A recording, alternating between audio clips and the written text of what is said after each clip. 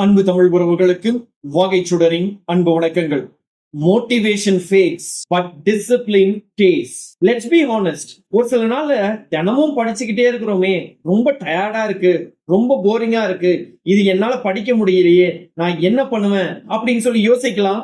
அதே சமயத்துல சம்டைம்ஸ் இது நமக்கு இதுக்கு மேல வேணாம், விட்டுடலாம் அப்படிங்கிற அது மாதிரியான விடணும் அப்படிங்கிற மனசு வருதா? That's normal, it's okay. Because motivation is an emotion and emotions come and go. But do you know what does not come and go? The discipline, routine, commitment that you have every day. தினம் எந்திரிக்கிறேன், தினம் படிக்கிறேன், அந்த ஒரு ரொட்டீனை நான் follow பண்றேன். I am committed to what I am doing. Just இதை கேளுங்க. We brush every day. தினம் நம்ம brush பண்றோம். Not because you are excited, but because it is a habit. What if the study becomes the same? Stop waiting to feel ready. நாளைக்கு படிச்சுக்கலாம். No, start acting ready. Today, even if your mind says I can't, you say back, I will do it anyway. One page, one test, one step. That's all it takes. Stay quiet. அமைதியா படிங்க, அமர்க்கலப்படுத்தாதீங்க. நான் டிஆர்பிக்கு படிக்கிறேன் அப்படின்னு சொல்லிட்டு எல்லாருக்கிட்டையும் சொல்லிக்கிட்டு இருக்காதீங்க. Stay consistent. அதே சமயத்துல தொடர்ந்து படிச்சுக்கிட்டே இருங்க. And let your discipline take you where motivation can't. Wagik Shuda believes in your strength, not in your mood. Now prove to yourself that you are unstoppable. நம்ம வாகைச்சோட சேனலுக்கு புதுசா வந்திருந்து இன்னும் சப்ஸ்கிரைப் பண்ணாம பாத்துக்கிட்டு இருந்தீங்கன்னா சேனலை சப்ஸ்கிரைப் பண்ணிக்கோங்க. இந்த வீடியோக்கு ஒரு லைக் கொடுங்க, உங்க நண்பர்களோட ஷேர் பண்ணிக்கோங்க. வாட்ஸ்அப் குழுவில் இணையாதவங்க வாட்ஸ்அப் குழுவில் இணைஞ்சுக்கோங்க.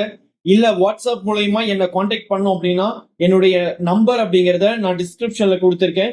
அதே மாதிரி இமெயில் ஐடியும் கொடுத்திருக்கேன். நீங்க அது மூலயமா என்ன கான்டாக்ட் பண்ணலாம். மெட்டீரியல் சார்ந்த வீடியோ அப்படிங்கிறது கூடிய சீக்கிரம் அதுக்கான அப்டேட் அப்படிங்கிறத நம்ம கொடுப்போம். இன்னைக்கு ஈவினிங் வரக்கூடிய இந்த டெஸ்டுக்கான வீடியோல 6 மணிக்கு டெஸ்டுக்கான வீடியோ, எந்த லிங்க்குமே கிடையாது. வீடியோல 50 கேள்விகள் இருக்கும். அந்த 50 கேள்விகளையும் நீங்க நோட் பண்ணிக்கோங்க. ஆன்சர்ஸை ஏபிசின்னு நோட் பண்ணீங்கன்னா கூட போதும். 9 மணிக்கு அதனுடைய ஆன்சர்ஸை நம்ம டிஸ்கஸ் பண்ணுவோம். நீங்க அப்ப வெரிஃபை பண்ணிக்கலாம். அது மூலயமா ஏற்கனவே ஒரு 100 கொஸ்டின், அது ஒரு 50 கொஸ்டின், மொத்தம் 150 கேள்விகள். யூனிட் 4ல நீங்க தரவாயிடுவீங்க.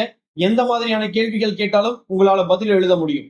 நாளை தினம் சண்டே, அதனால நோ வீடியோ. மண்டே தான் யூனிட் 8 பார்ட் 1 வீடியோவை நம்ம பார்க்க போறோம்.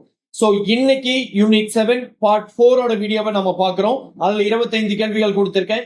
இதுக்கான பிடிஎஃப், இந்த யூனிட் 7க்கான பிடிஎஃப் அப்படிங்கிறதும் டிஸ்கிரிப்ஷன்ல கொடுத்திருக்கேன். நீங்க டவுன்லோட் பண்ணி அதை பிரிண்ட் அவுட் எடுத்துக்கோங்க. வாங்க இன்னைக்கு என்னென்ன கேள்விகள் இருக்கு அப்படிங்கிறத நம்ம பார்த்துடலாம். முதல் கேள்வி, கற்றலை மதிப்பிடும் அசஸ்மெண்ட் ஆஃப் லேர்னிங். அது பொதுவாக எந்த மதிப்பீடு? தொகுத்தறி மதிப்பீடு. கற்றலை மதிப்பீடும் அசஸ்மெண்ட் ஆஃப் லேர்னிங் எந்த வகையான மதிப்பீடு? தொகுத்தறி. An assessment designed of learning is typically summative. இரண்டாவது கேள்வி, கற்றலுக்கான மதிப்பீடு ஃபார் லேர்னிங் என வடிவமைக்கப்பட்ட ஒரு மதிப்பீடு பொதுவாக கட்டமைப்பை சார்ந்தது. கற்றலுக்கான மதிப்பீடு ஃபார் லேர்னிங் என வடிவமைக்கப்பட்ட ஒரு மதிப்பீடு பொதுவாக கட்டமைப்பை சார்ந்தது. An assessment designed for learning is typically formative. மூன்றாவது கேள்வி, கூற்று மதிப்பீட்டு கருவியாக நேர்காணல் ஆழமான தகவல்களை வழங்குகிறது. காரணம், இது பின்தொடர் கேள்விகள் மற்றும் விளக்கங்களுக்கு உதவுகிறது. சரியான விடை ஏ. ஏ மற்றும் ஆர் இரண்டு உண்மை, மேலும் ஆர் என்பது ஏவுக்கான சரியான விளக்கம். Assertion: interview as assessment tool provides in-depth information. Reason: it allows for follow-up questions and clarifications. The answer is A. Both A and R are true and R explains A. நான்காவது கேள்வி, scoring key என்பதன் நோக்கம் என்ன? விடைத்தாள்களை மதிப்பெண்ணிடுதல். Scoring key என்பதன் நோக்கம் என்ன? விடைத்தாள்களில் மதிப்பெண்ணிடுதல். What is the purpose of a scoring key? To grade the answer scripts. ஐந்தாவது கேள்வி, கூற்று மதிப்பெண் விசை ஸ்கோரிங் கீ மதிப்பீட்டில் புறநிலைத்தன்மை உறுதி செய்கிறது. மதிப்பெண் விசை. கூற்று ஸ்கோரிங் கீ மதிப்பீட்டில் புறநிலைத்தன்மையை உறுதி செய்கிறது. காரணம், இது புறநிலை வினாக்களுக்கு தரப்படுத்தப்பட்ட விடைகளை வழங்குகிறது. சரியான பதில் ஏ. ஏ மற்றும் ஆர் இரண்டும் உண்மை, மேலும் ஆர் என்பது ஏவை விளக்குகிறது. Assertion: a scoring key ensures objectivity in grading. Reason: it provides standardized answers for objective questions. The answer is A. Both A and R are true and R explains A. ஆறாவது கேள்வி. வினா பகுப்பாய்வு item analysis என்பது மதிப்பீட்டு தேர்வில் பொதுவாக எதை குறிக்கிறது? கடினத்தன்மை மற்றும் பாகுபாடு குறியீட்டு எண். வினா பகுப்பாய்வு என்பது மதிப்பீட்டு தேர்வில் பொதுவாக எதை குறிக்கிறது? கடினத்தன்மை மற்றும் பாகுபாடு குறியீட்டு எண். What does item analysis in test evaluation typically include? Index of difficulty and discrimination. ஏழாவது கேள்வி. ஒரு சோதனையின் பயன்பாடு அல்லது நடைமுறை தன்மை பின்வரும் காரணிகளை குறிக்கிறது. பாடத்திட்டத்தை சோதனை எவ்வளவு சிறப்பானதாக உள்ளடக்கியுள்ளது என்பதை. ஒரு சோதனையின் பயன்பாடு அல்லது நடைமுறை தன்மை பின்வரும் காரணிகளில் எதை குறிக்கிறது? பாடத்திட்டத்தை சோதனை எவ்வளவு சிறப்பாக உள்ளடக்கியுள்ளது என்பதை. The usability or practicality of a test refers to factors like how well the test covers the syllabus. எட்டாவது கேள்வி. ஹோலிஸ்டிக் மற்றும் அனாலிட்டிக் மதிப்பீட்டு முறைகளுக்கு இடையேயான முக்கிய வேறுபாடு என்ன? அனாலிட்டிக் முறையானது வெவ்வேறு அளவுகோல்களுக்கு தனித்தனி மதிப்பெண்களை வழங்குகிறது. ஹோலிஸ்டிக் மற்றும் அனாலிட்டிக் மதிப்பீட்டு முறைகளுக்கு இடையேயான முக்கிய வேறுபாடு என்ன?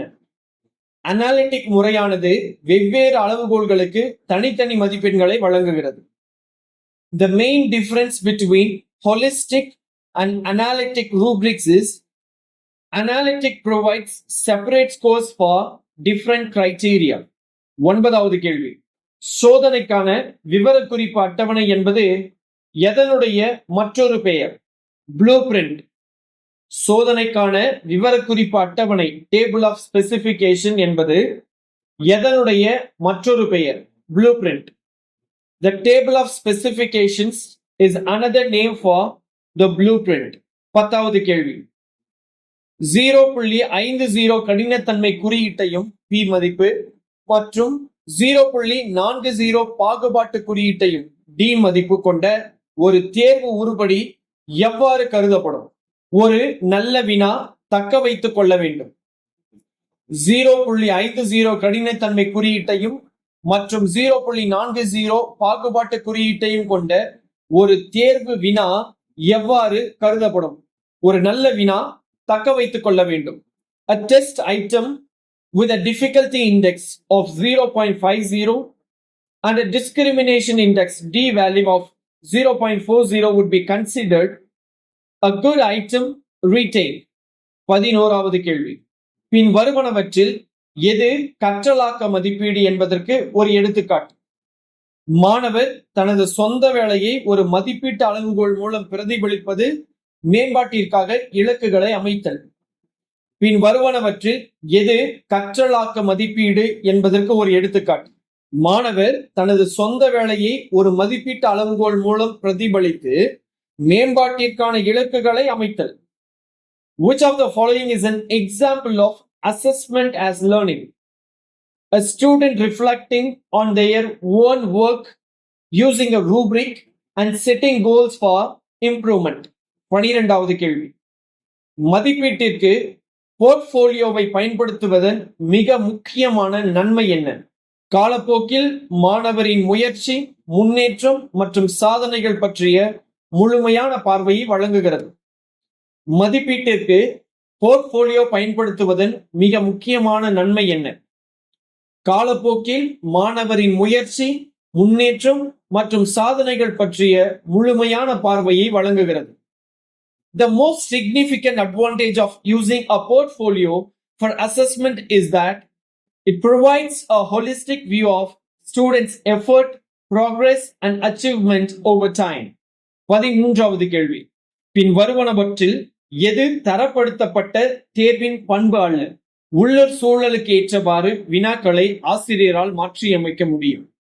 பின் வருவனவற்றில் எது தரப்படுத்தப்பட்ட தேர்வின் பண்பு அல்ல? உள்ளூர் சூழலுக்கு ஏற்றவாறு வினாக்களை ஆசிரியரால் மாற்றியமைக்க முடியும். Which of the following is not a characteristic of a standardized test?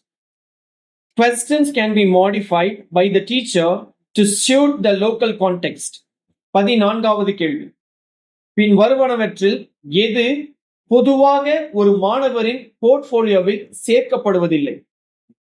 தரப்படுத்தப்பட்ட தேர்வு மதிப்பெண்கள். பின் வருவனவற்றில் எது பொதுவாக ஒரு மாணவரின் போர்ட்போலியோவில் சேர்க்கப்படுவதில்லை? தரப்படுத்தப்பட்ட தேர்வு மதிப்பெண்கள். Which is not typically included in a student portfolio? Standardized test scores. 15வது கேள்வி. ஒரு உயர் பாகுபாட்டு குறியீட்டு எண் ஒரு சோதனை வினாவை பற்றி என்ன கூறுகிறது? அது அதிக மதிப்பெண் பெற்றவர்களையும் குறைந்த மதிப்பெண் பெற்றவர்களையும் திறம்பட வேறுபடுத்துகிறது.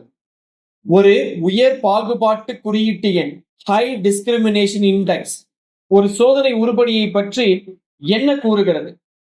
அது அதிக மதிப்பெண் பெற்றவர்களையும் குறைந்த மதிப்பெண் பெற்றவர்களையும் திறம்பட வேறுபடுத்துகிறது. What does a high discrimination index indicate about a test item? It effectively differentiates between high and low performers. 16வது கேள்வி. ஒரு சோதனையின் நம்பகத்தன்மையை அளவிட பொதுவாக பயன்படுத்தப்படும் முறை எது? சோதனை மறுசோதனை முறை, பிளவு பாதிமுறை. A மற்றும் B இரண்டும்.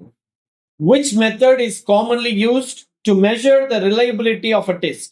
Retest method, split off method, both A and B. 0.85 என்ற நம்பகத்தன்மை கொண்ட மதிப்பு எதை குறிக்கிறது? சோதனை அதிக நம்பகத்தன்மையை கொண்டது அப்படிங்கிறத குறிக்கிறது. 0.85 என்ற நம்பகத்தன்மை கொண்ட மதிப்பு எதை குறிக்கிறது? சோதனை அதிக நம்பகத்தன்மை கொண்டது. What does a reliability coefficient of 0.85 indicate? The test is highly reliable. 18வது கேள்வி. மதிப்பீட்டு தயாரிப்பில் பைலட் டெஸ்டிங் நடத்தப்படுவது எதற்கு? மோசமான வினாக்களை கண்டறிந்து நீக்குவதற்கு. மதிப்பீட்டு தயாரிப்பில் பைலட் டெஸ்டிங் நடத்தப்படுவது எதற்கு? மோசமான வினாக்களை கண்டறிந்து நீக்குவதற்கு. In test construction, pilot testing is conducted to identify and eliminate poor items. 19வது கேள்வி. ஒரு குழு திட்டத்தில் திறம்பட ஒத்துழைக்கும் மாணவர்களின் திறனை ஒரு ஆசிரியர் மதிப்பிட விரும்புகிறார். இதற்கு மிகவும் செல்லுபடியாகும் மதிப்பீட்டு முறை எது? மாணவர்கள் குழுக்களாக பணியாற்றுவதை ஒரு மதிப்பீட்டு தாளை ரூப்ரிக் பயன்படுத்தி நேரடியாக கண்காணித்தல். ஒரு குழு திட்டத்தில் திறம்பட ஒத்துழைக்கும் மாணவர்களின் திறனை ஒரு ஆசிரியர் மதிப்பிட விரும்புகிறார். இதற்கு மிகவும் செல்லுபடியாகும் மதிப்பீட்டு முறை எது? மாணவர்கள் குழுக்களாக பணியாற்றுவதை ஒரு மதிப்பீட்டு தாளை பயன்படுத்தி நேரடியாக கண்காணித்தல். A teacher wants to assess students' ability to collaborate effectively in a group project. The most valid assessment method would be direct observation of students working in groups using a rubric. 20வது கேள்வி. கலாச்சாரத்திற்கு ஏற்ற மதிப்பீட்டை உருவாக்குவதில் மிக முக்கியமான காரணி எது? பல்வேறு கலாச்சார சூழல்களையும் எடுத்துக்காட்டுகளையும் இணைத்தல். கலாச்சாரத்திற்கு ஏற்ற மதிப்பீட்டை உருவாக்குவதில் மிக முக்கியமான காரணி எது? பல்வேறு கலாச்சார சூழல்களையும் எடுத்துக்காட்டுகளையும் இணைத்தல். In developing culturally responsive assessment, the most important consideration is incorporating diverse cultural contexts and examples. 21வது கேள்வி. அதிக மதிப்பெண் பெற்ற மாணவர்கள் மற்றும் குறைந்த மதிப்பெண் பெற்ற மாணவர்கள் ஆகிய இரு குழுக்களிலும் சம எண்ணிக்கையிலான மாணவர்களால் ஒரு கேள்விக்கு சரியாக பதிலளிக்கப்பட்டால் அதன் பாகுபாட்டு குறியீட்டு எண் டிஸ்கிரிமினேஷன் இண்டெக்ஸ் எவ்வளவு இருக்கும்? 0.00. அதிக மதிப்பெண் பெற்ற மாணவர்கள் மற்றும் குறைந்த மதிப்பெண் பெற்ற மாணவர்கள் ஆகிய இரு குழுக்களிலும் சம எண்ணிக்கையிலான மாணவர்களால் ஒரு கேள்விக்கு சரியாக பதிலளிக்கப்பட்டால் அதன் பாகுபாட்டு குறியீட்டு எண் எவ்வளவு இருக்கும்? 0. A test question that is answered correctly by an equal number of students in the upper and lower groups will have a discrimination index of 0.00. 22வது கேள்வி. சோதனையில் ஒரு நெறி norm என்பது எதை குறிக்கிறது? ஒரு குறிப்பிட்ட குழுவின் சராசரி அல்லது பொதுவான செயல்பாடு. சோதனையில் ஒரு நெறி norm என்பது எதை குறிக்கிறது? ஒரு குறிப்பிட்ட குழுவின் சராசரி அல்லது பொதுவான செயல்பாடு. What does a norm in testing refers to? The average or typical performance of a specified group. 23வது கேள்வி. ஒரு மாணவரின் செயல்பாட்டை ஒரு குறிப்பிட்ட காலப்பகுதியில் மதிப்பிட பயன்படுத்தப்படும் கருவி எது? போர்ட்ஃபோலியோ. ஒரு மாணவரின் செயல்பாட்டை ஒரு குறிப்பிட்ட காலப்பகுதியில் மதிப்பிட பயன்படுத்தப்படும் கருவி எது? போர்ட்ஃபோலியோ.